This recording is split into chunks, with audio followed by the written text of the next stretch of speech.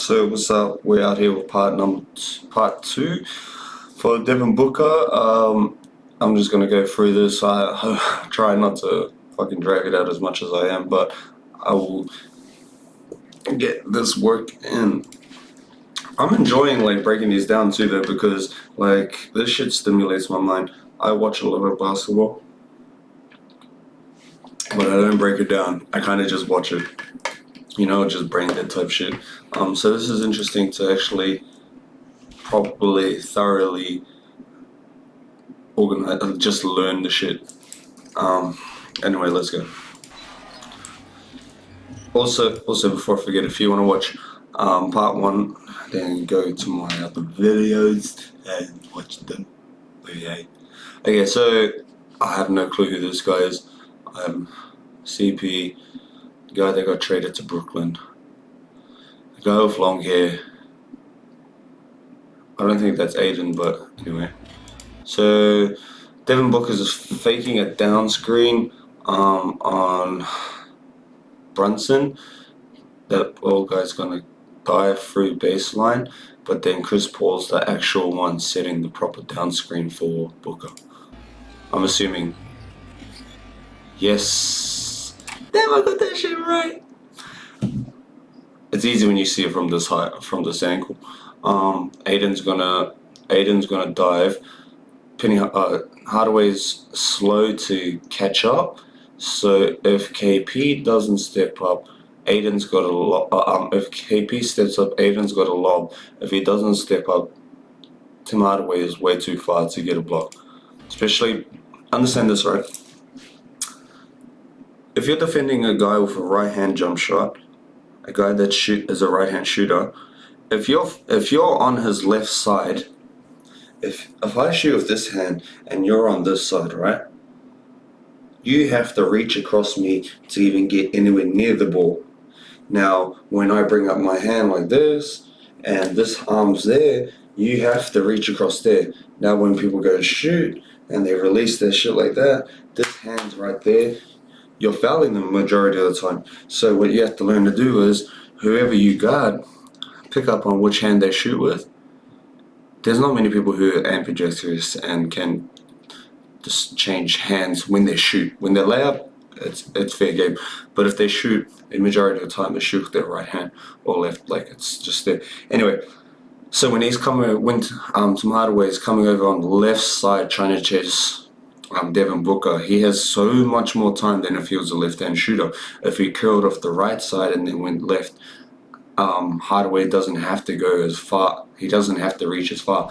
Anyway, back to the play. So KP's either has to step up or block the alley. So he chose to block the alley.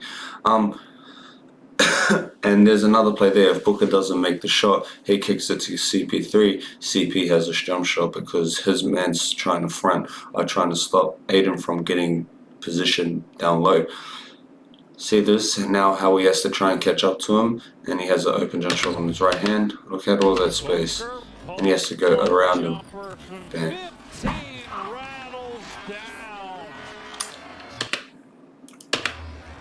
Oh, Payton. Okay, so he's going to catch it. Left's going to be his pivot. I don't know if he's going to open up with the right foot or if he's going to spin the other outside, and it opens up the right foot. Left foot is the pivot, right's the jab. Holds it in his pocket.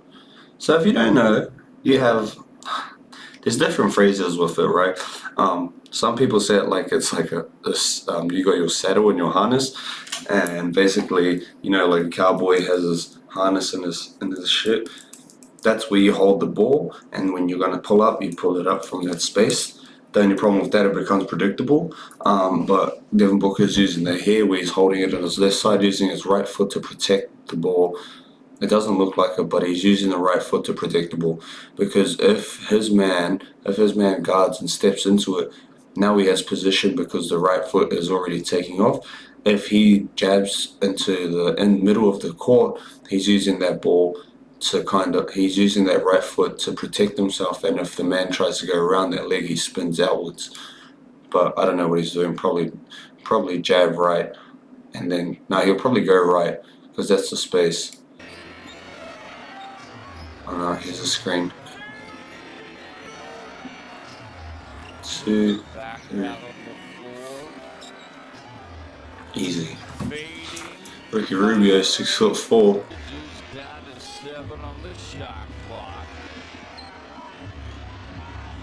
Oh, he always holds it at the same spot, huh? When he's on a triple threat.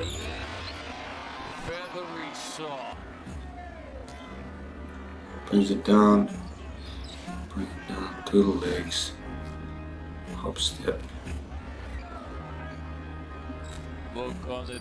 That's so easy. I am watching it in slow motion, right? So if you want to see this shit in faster, you'll see.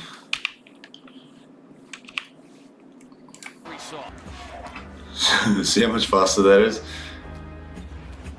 This is a reaction, quick pull up. That's easy.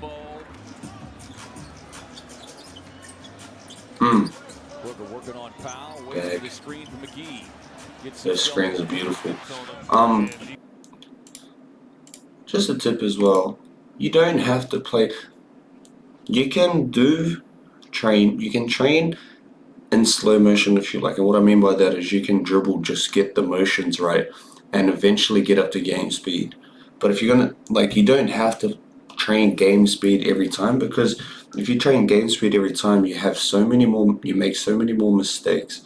And if you just practice the move before you go into game speed, it can help you kind of understand, get the muscle memory a lot easier than if you just fucking go ham. It's like trying to work out with the heaviest weight and not getting the technique right.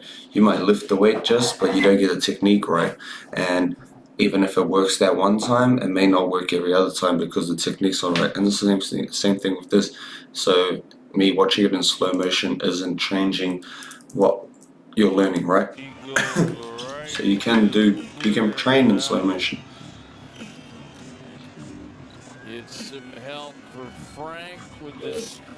I don't understand why the bigs don't help that more. It's like they're lazy. Watch. McGee sets the screen. He escaped dribbles. Young man comes over. See how he drops down? And then he's open. AD is going for... In a playoff, they're going for that block. You know it. So watch. This guy might help. Yeah. Woods, bucket.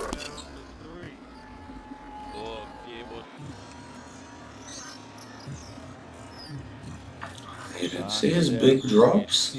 So what the fuck is he scared of? Drop. Bro, I don't understand. Does everyone do that?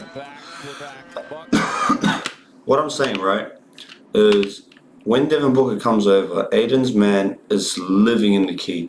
And if you notice this, if your man lives in the key, if the big lives in the key and doesn't want to come out to your jump shot, abuse it. So use the screen, let him stay low, get the screen, open up, and just curl over that screen and pull the jumper. And if that big does not come in, help. If the big does not come in, help. You're open. But if he does help, bounce pass now.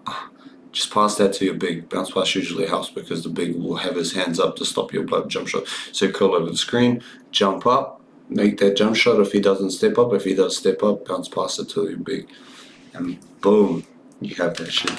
So he curls over, the big drops down. If the big come up and try to contest, Aiden would be open, and then Devin Booker would have enough time to either make an attempt at the bucket, but then Aiden gets the rebound, or alleys the shot to Aiden. Yeah. I'm gonna leave that at that. Somehow I managed to fucking drag it out for 10 minutes, and that was only 3 minutes of the video. I'm gonna start with Devin Booker's breakdowns. If you do want more of Devin Booker, please let me know. If you have a player that you want me to look at, I mean, I'm no expert, but I play a lot, and I don't know if I know what I'm saying is right, but I feel like I know what I'm saying. If that doesn't make sense, so it doesn't make sense. Alright, thank you so much for watching. Later.